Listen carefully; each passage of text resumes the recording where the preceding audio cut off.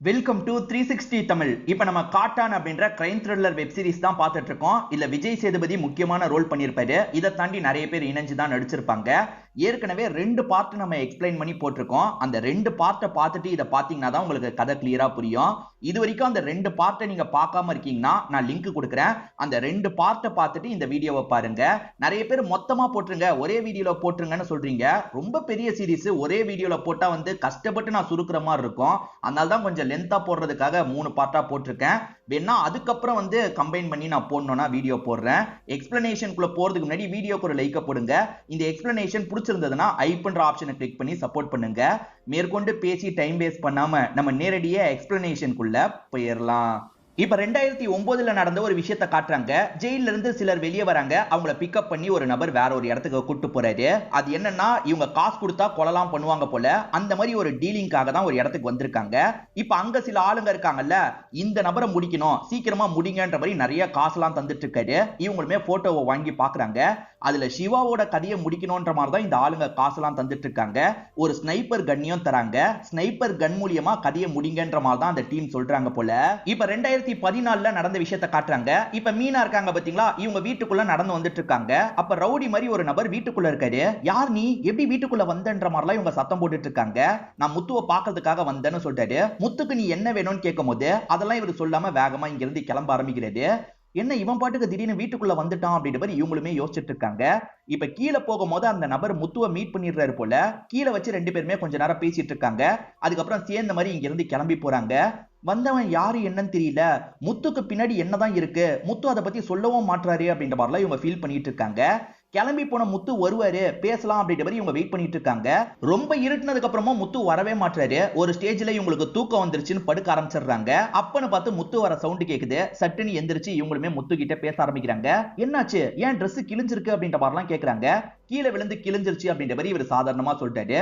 போய் சொல்லாத, உன்னை பாக்குறதுக்கு யார் வந்தா, நீ உண்மையில என்னதான் பண்ணிட்டு இருக்க, எனக்கு சொல்லுன்ற மாதிரிலாம் கேக்குறாங்க.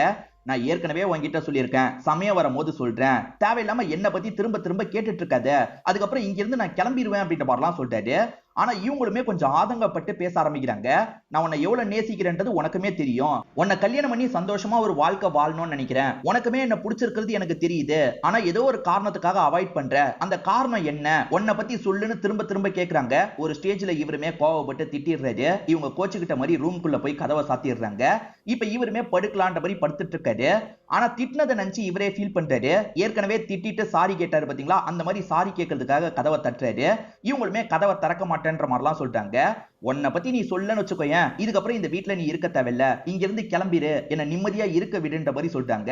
இவருமே கிளம்பலாம் அப்படின்ற மாதிரி யோசிக்கிறாரு. இவரோட திங்ஸ் எல்லாத்தையும் எடுத்து வச்சிட்டு இருக்காரு. என்ன அவசரப்பட்டு போக சொல்லட்டுமோ அப்படின்ற மாதிரி இவங்களுமே ஃபீல் பண்றாங்க. இப்ப கிளம்புற மாதிரி போனவரு, இவர் வண்டியில நிறைய காசு வச்சிருக்காருல, அதுல நிறைய காசை இவங்களுக்கு தரலான்ற மாதிரி எடுத்துட்டு இருக்காரு. இவங்க பெட்டியில வைக்கிறதுக்காக வராரு. அப்பன்னு பார்த்து சட்டுன்னு பின்னாடி இருந்து இவங்க கட்டி பிடிச்சிடுறாங்க. போன்னு சொன்னா உடனே கிளம்பிடுவியா, இங்க இருந்து நீ போக கூடாது, என் கூட தான் இருக்கணும்ன்ற மாதிரி கட்டிலாம் புடிச்சிட்டு இருக்காங்க. இவரும் விலக்கிட்டு கிளம்பணும்ன்ற மாதிரி ட்ரை பண்ணிட்டு இருக்காரு. என்ன ஆனாலும் சரி உன்னை போக விட மாட்டேன்ற மாதிரி இவங்க டைட்டா கட்டி பிடிச்சிடுறாங்க. ஒரு ஸ்டேஜ்ல இவங்க 2 பேர் பிசிக்கல் ரிலேஷன்ஷிப்பும் வச்சுக்க ஆரம்பிக்கிறாங்க. அப்படி பிசிக்கல் ரிலேஷன்ஷிப் வச்சிட்டு இருக்கும் போதுதான் இவரை பத்தின எல்லா உண்மையும் இவர் சொல்லிடுறாரு. காலையில கண்முழிச்சு பார்க்கும் போது லெட்டர் எழுதி வச்சிருக்காரு. என்னால உன் உயிருக்கு ஆபத்து வர வாய்ப்பு இருக்கு, இதுக்கப்புறம் உன் கூட இருக்கிறது நல்லது இல்ல, அதே மாதிரி எனக்கு வேற ஒரு வேலை இருக்கு, அந்த வேலையை நான் பண்ணணும் அப்படின்ற மாதிரி அங்க இருந்து கிளம்பி இருக்காரு போல. இதை நினைச்சு இவங்க பயங்கரமா ஃபீல் பண்ணிட்டு இருக்காங்க. இப்ப பிரசன்ட்ல இவங்க தான் அந்த ஜெஸியை பார்க்கிறதுக்காக வந்திருக்காங்க. காரணம் என்னன்னு பாத்தீங்கன்னா, அவர் இறந்து போனதை நியூஸ் பேப்பர் மூலியமா இவங்க தெரிஞ்சிருப்பாங்க. அவர் நிறைய காசெல்லாம் வச்சுட்டு போனாரு பாத்தீங்களா, அவர் வந்ததுக்கு அப்புறம் அவர் கூட சந்தோஷமா ஒரு வாழ்க்கையை வாழலாம் நினைச்சிருப்பாங்க.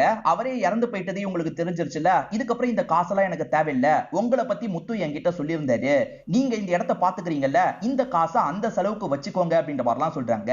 இல்ல, இந்த இடத்த ரன் பண்றதுக்கு போதுமான காசு என்கிட்டயே இருக்கு, முத்து இதை உனக்காக தந்திருக்கான், முத்து உன் கூட இருந்த காலம் சந்தோஷமா இருந்திருக்கான்றதை கேட்கறதுக்கே சந்தோஷமா இருக்கு, கண்டிப்பா இந்த காசை நீ தான் வச்சுக்கணும், இதை வச்சு உன்னோட வாழ்வாதாரத்துக்கு நீ ஏதாவது பண்ணிக்கோ அப்படின்ற மாதிரிலாம் இந்த லேடி பேசிட்டு இருக்காங்க.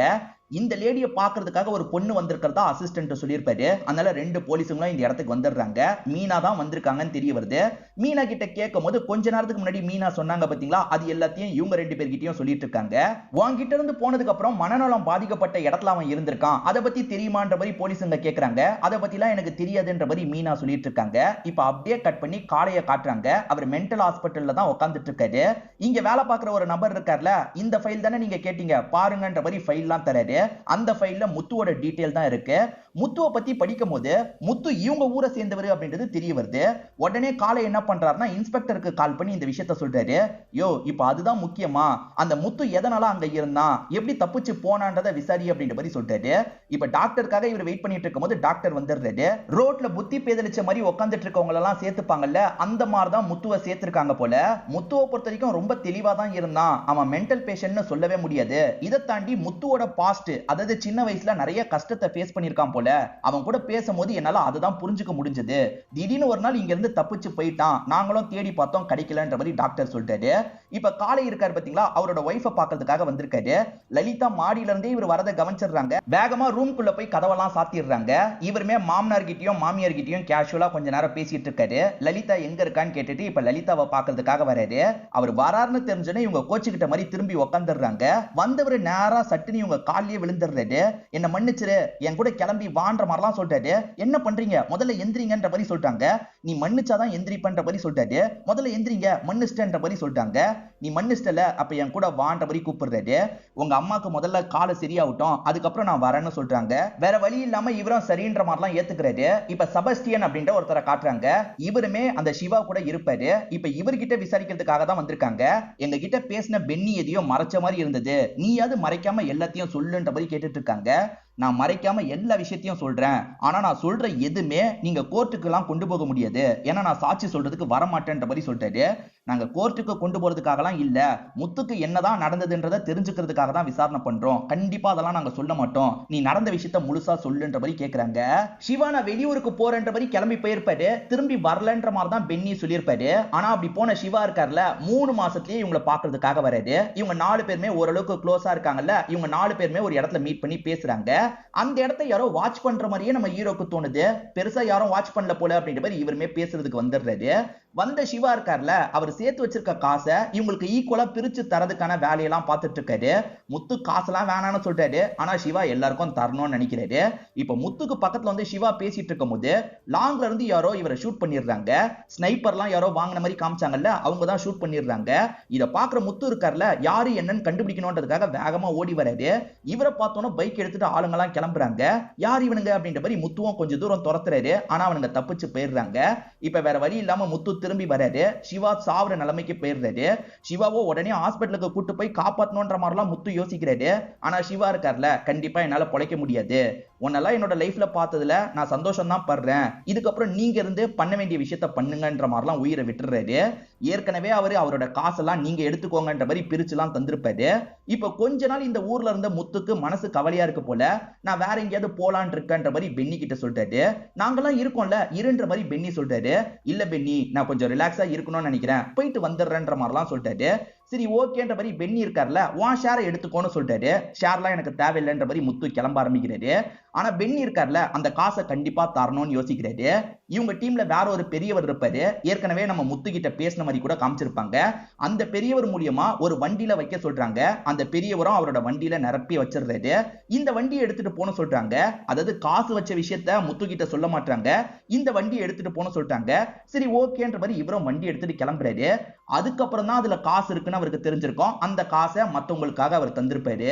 முத்துவை சாவடிச்சது யாருன்னு தேடிட்டு இருந்தா நடுவுல சிவாவை வேற சாவடிச்சிருக்காங்கன்னு தெரிய வருது. சிவாவை யாரு சாவடிச்சிருப்பா? கண்டிப்பா ஜெயில இருந்த ஜானி தான் ஆளுங்களை வச்சு முடிச்சிருக்கான் போல. ஒருவேளை முத்துவோட கதையும் அந்த ஜானி தான் முடிச்சிருப்பானா? அந்த ஆங்கிள் நம்ம கேஸை கொண்டு போனோம் அப்படின்ற மாதிரி யோசிக்கிறாங்க.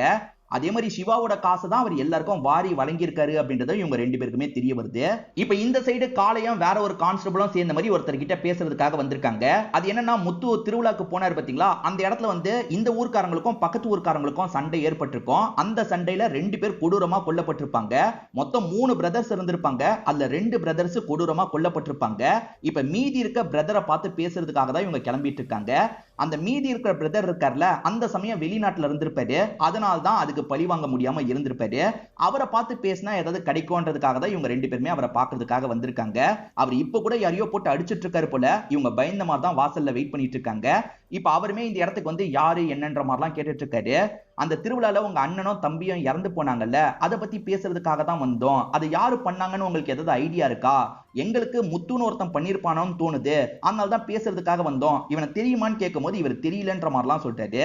நல்லா யோசிச்சு சொல்லுங்க, இவன் அந்த திருவிழால வச்சு நீங்க பாக்கலையா அப்படின்ற மாதிரிலாம் கேக்குறாங்க. அந்த சமயம் என்னோட அண்ணன் கூட என்னோட மாமா தான் இருந்தாரு. என் மாமாவை கூப்பிடுறேன் அப்படின்ற மாதிரி இந்த ரவுடியும் மாமாவை கூப்பிடுறாரு. மாமா இவனை தெரியுதா பாருங்கன்ற மாதிரி போட்டோவை காட்டுறாரு. அந்த போட்டோவை பாக்குற மாமா பயங்கரமா ஷாக் ஆயிடுறாரு. தம்பி உன் அண்ணனையும் தம்பியும் வெட்டினது இவன் தான்ப்பா அப்படின்ற மாதிரி சொல்லிட்டாரு. நம்ம ஹீரோ தான் அந்த நாள் பயங்கரமா வெட்டியிருக்காரு போல. இதை பாக்குறவரு செம்ம பீதியில இருக்காரு. இவனை என் கையாலேயே சாவடிச்சிருப்பேன், அதுக்குள்ள செத்து போயிட்டான்ற மாதிரி இந்த ரவுடியும் சொல்றாரு.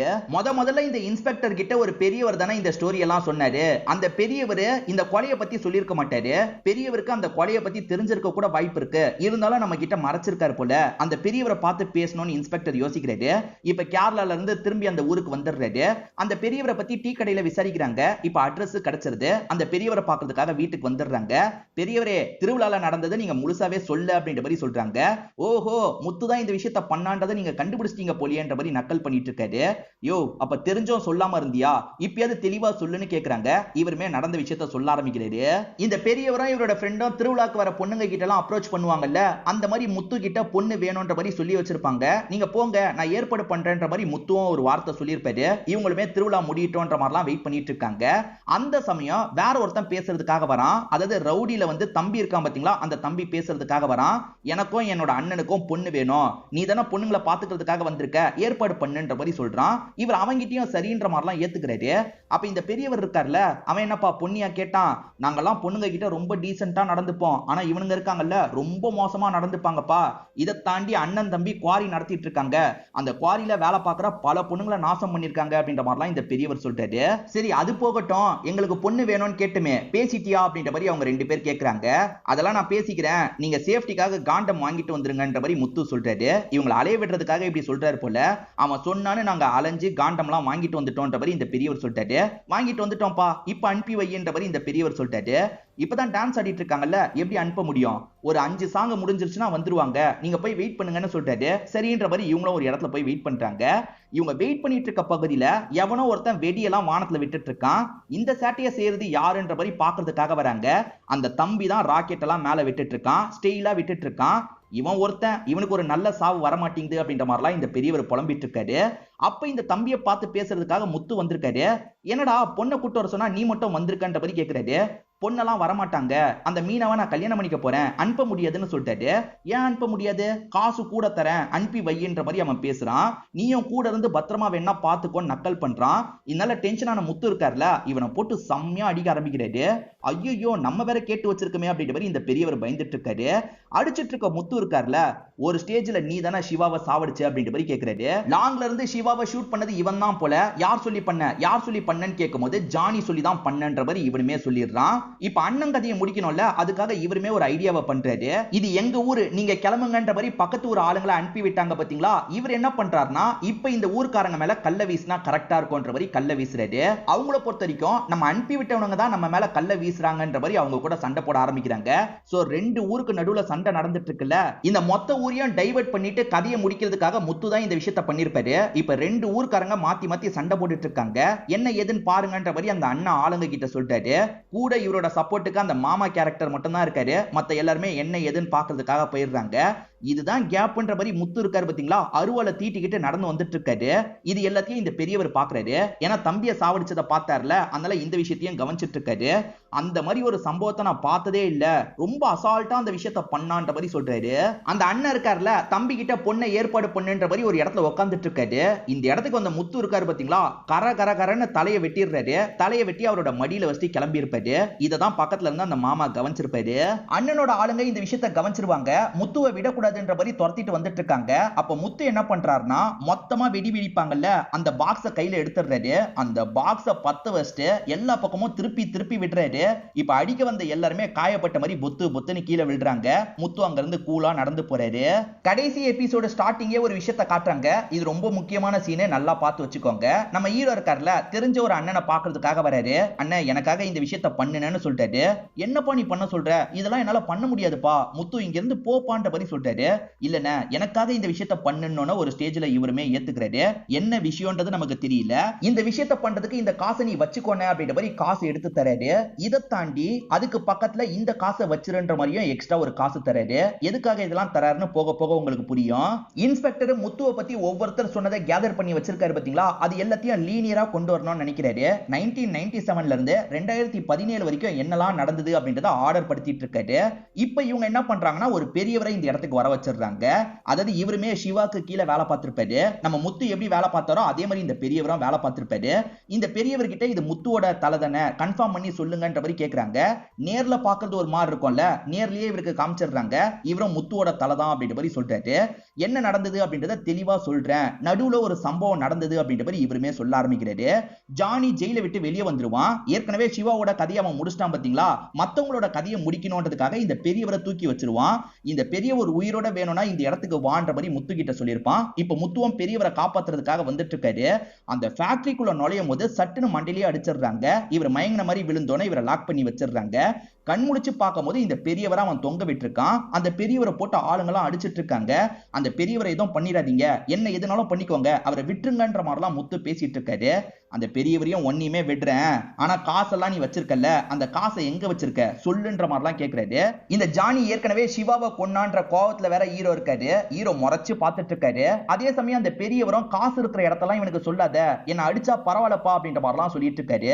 அவர் அடி வாங்குறதையும் இவரால பார்க்க முடியல, ஏதாவது பண்ணணும்னு யோசிச்சுட்டு இருக்காரு. ஒரு ஸ்டேஜ்ல இவனுங்க லாக் பண்ணி வச்சிருக்காங்கல்ல, அந்த பைப்பையே உடைச்சிடுறாரு. இப்ப இவர் ஃப்ரீ ஆயிடுறாருல, இவனுங்க கூட பயங்கரமா சண்டைலாம் போட்டுட்டு இருக்காரு. ஐயோ இவன் தப்புஸ்டானே அப்படின்ற மாதிரி ஜானி இருக்காருல்ல, அவனை காலி பண்றதுக்கு ட்ரை பண்ணிட்டு இருக்காரு. ஆனா நம்ம முத்து பயங்கரமா சண்டை போடுறாரு. சிவாவை சாவடிச்சவன் இவனை விடக்கூடாது அப்படின்ற மாதிரி கொடூரமா அவனை அட்டாக் பண்ணிட்டு இருக்காரு. இது ஒரு ஃபேக்டரி தானே, இந்த ஃபேக்டரியில வச்சு எல்லார் கதையும் முடிச்சிடுறாரு. இந்த ஃபேக்டரியில ஏதோ தீ விபத்து ஏற்பட்டு இவங்க எல்லாம் இறந்து போன மாதிரி இவரும் செட் பண்ணி வச்சுட்டு அந்த பெரியவரை காப்பாத்திடுறாரு. இதான் நடந்ததுன்னு பெரியவர் சொல்லிட்டாரு. இப்ப நம்ம காலை இருக்காரு பாத்தீங்களா, அந்த சின்ன பையன் கிட்ட சொன்ன மாதிரியே ஒரு ஆடை தந்துடுறாரு. குட்டி போடுற நிலைமையில இருக்க ஒரு ஆடை தான் தராரு. இந்த பையனுமே ரொம்ப சந்தோஷப்படுறான். ஆக்சுவலா காளியோட அம்மா இருக்காங்கல்ல, குட்டி போடுற நிலைமையில இருக்க ஆடெல்லாம் யாருக்கும் தரக்கூடாதுரா அப்படின்ற மாதிரி சொல்லியிருப்பாங்க. அதை மீறியும் இந்த பையன் கிட்ட சொன்னதுக்காக இவர் தந்துடுறாரு. இந்த பையனுமே இந்த விஷயத்தை நான் மறக்க மாட்டேன்னு, கடைசி வரைக்கும் உங்களுக்கு விசுவாசமா இருப்பன்ற மாதிரிலாம் ஆட்டை ஓட்டிட்டு போயிடுறான். முத்துவை பொறுத்த வரைக்கும் என்னோட தலையை புதைக்கிறவங்க இந்த காசை எடுத்துக்கோங்கன்னு காசை வச்சாரு பாத்தீங்களா, நியூஸ் பேப்பர்ல சுத்தி தான் வச்சிருப்பாரு. அந்த நியூஸ் பேப்பரை பாக்குற காலை ஷாக் ஆயிடுறாரு. சரி இங்க பாருங்கன்ற மாதிரி வேகமா இவங்க கிட்ட கொண்டு வந்து அந்த பேப்பரை காட்டுறாரு. ஜானியும் ஆளுங்களும் தீ விபத்துல இறந்து போனாங்கல்ல, அதை பத்தி தான் நியூஸ் பேப்பர்ல வந்திருக்கு. அதெல்லாம் இவங்களுக்கு தெரியப்படுத்துறதுக்காக அவர் வச்சிருக்காரு. நம்ம தான் புரிஞ்சுக்காம இருந்திருக்கோம் போல அப்படின்ற மாதிரி இவங்களுக்குள்ள டிஸ்கஷன்லாம் போயிட்டு இருக்கு. முத்துக்கு என்னதான் நடந்திருக்க வாய்ப்பு இருக்குன்றத பத்தி இன்ஸ்பெக்டர் சொல்லிட்டாரு. இப்பதான் நடந்த விஷயத்தை நமக்கு தெளிவா காட்டுறாங்க. ஆக்சுவலா ஜானி மேல முத்து செம்ம கோவத்துல இருந்திருக்காரு. சிந்துவை இழந்திருக்காரு, அதே மாதிரி அடுத்ததா சிவாவை இழந்திருக்காருல, அதனால பயங்கர கோவத்துல இருக்காரு. யாரு சிவாவை ஷூட் பண்ணாங்கன்னு ஓடி வந்து பார்த்திருப்பாரு. அப்ப கூட சரியா கவனிச்சிருக்க மாட்டாரு. ஆனா எந்த ஊர்க்காரங்கன்றத ஓரளவுக்கு கண்டுபிடிச்சிடுறாரு. அந்த ஊர்ல போய் அவங்களை கண்டுபிடிக்கணும்னு யோசிச்சிருப்பாரு. இதனால தான் பென்னி கிட்ட நான் கிளம்புறேன்னு கிளம்பி இருப்பாரு. அந்த ஊருக்கு வந்து ஆட்டு புழுக்க சேகரிக்கிற மாதிரிலாம் நடிக்க தான் செஞ்சிருப்பாரு. இவர் வந்ததுக்கான காரணம் யாரு ஷூட் பண்ணாங்களோ அவங்களை கண்டுபிடிக்கிறதுக்காக தான். இவர் விசாரிக்கிறது மூலியமா இவங்க ரெண்டு பேர் தான் இந்த விஷயத்தை பண்ணிருக்காங்கன்றது ஓரளவுக்கு இவருக்கு தெரிஞ்சிருது. அந்த ஐஸ் விக்கிறவர் கிட்ட எல்லாம் பேசினாரு பாத்தீங்களா, அதுக்கெல்லாம் இதுதான் காரணம்னு தெரிய வருது. இவங்க ரெண்டு பேர்னு தெரிஞ்சிருச்சுல, திருவிழால வச்சு கதையை முடிச்சிடலாம்னு பிளான் பண்ணி தான் அவனுங்க ரெண்டு பேரோட கதையை முடிச்சிருக்காரு. அதுக்கப்புறம் முக்கியமான ஆள் யாருன்னு பாத்தீங்கன்னா ஜானி தான். ஜானி கதையை முடிச்சிடலான்றதுக்காக ஜானியோட கதையை இவர் முடிச்சிருப்பாரு. அப்ப இவரோட கதையை யாரு முடிச்சான்னு ஒரு கேள்வி வருதுல்ல, இவரே தான் இவரோட கதையை முடிச்சிருப்பாரு. இவரே தான் திட்டமிட்டு தற்கொலை பண்ணிருப்பாரு.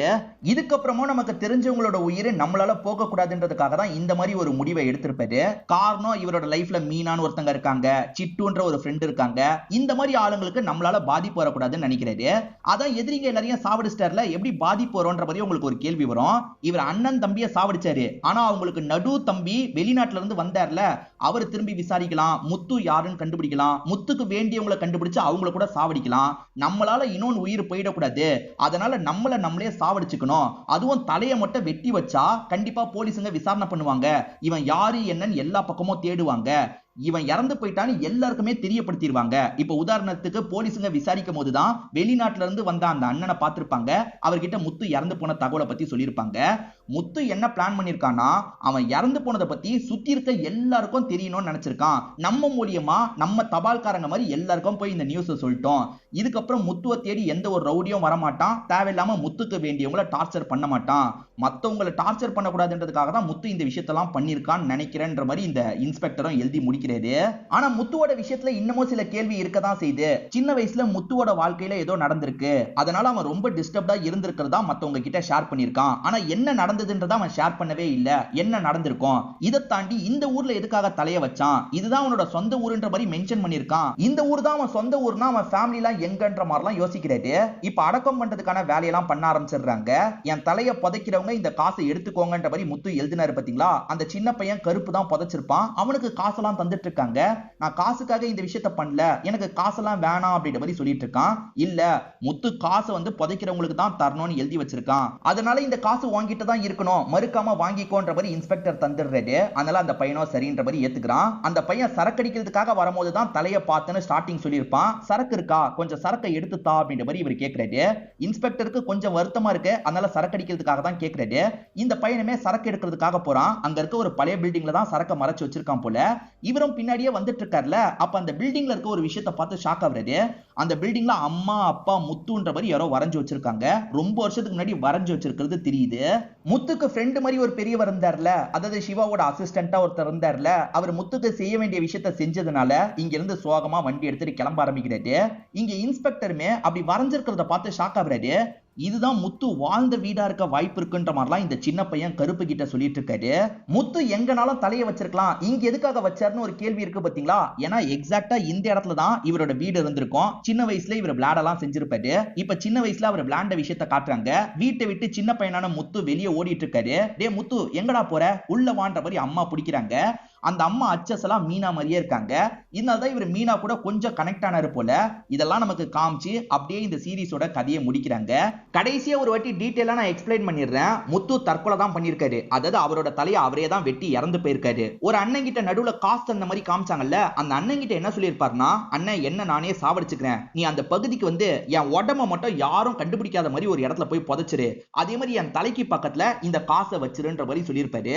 அதனால்தான் அந்த அண்ணன் தயங்கி இருப்பாரு, அதுக்கப்புறம் காசை வாங்கியிருப்பாரு. முத்து எதுக்காக இதை பண்றாருன்றதையும் நான் தெளிவா எக்ஸ்பிளைன் பண்ணிட்டேன். இன்னொன்னு வாட்டியும் எக்ஸ்பிளைன் பண்ணிட்டேன்.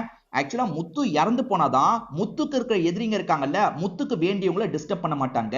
எதிரி தான் இல்லல்ல, எதிரிங்க செத்து போயிட்டாங்கன்னு உங்களுக்கு தோணலாம், ஆனா புது எதிரிங்க கூட உருவாயிருக்கலாம். இப்ப உதாரணத்துக்கு அண்ணன் தம்பியை சாவடிச்சார்ல, நடுவுல இருக்க அந்த தம்பி கூட பழி வாங்குறதுக்காக வரலாம். அப்படி பழி வாங்குறதுக்காக வரவரு முத்துவை எதுவும் பண்ணாம முத்துவுக்கு வேண்டியவங்களை ஏதாவது பண்ணிட்டா நம்மளால யாருக்கும் எந்த ஒரு பிரச்சனையும் வரக்கூடாதுன்றதுக்காக தான் இப்படி ஒரு முடிவை எடுத்திருப்பாரு. கண்டிப்பா இந்த வெப் சீரிஸோட கதை உங்க எல்லாருக்குமே பிடிச்சிருக்கோம் நம்புறேன். இந்த வீடியோ உங்களுக்கு பிடிச்சிருந்ததுன்னா லைக் பண்ணுங்க, கமெண்ட் பண்ணுங்க, மறக்காம 360 தமிழ் சேனலை சப்ஸ்கிரைப் பண்ணுங்க. தொடர்ச்சியா இந்த மாதிரி வீடியோக்கள் வந்துகிட்டே தான் இருக்கும்.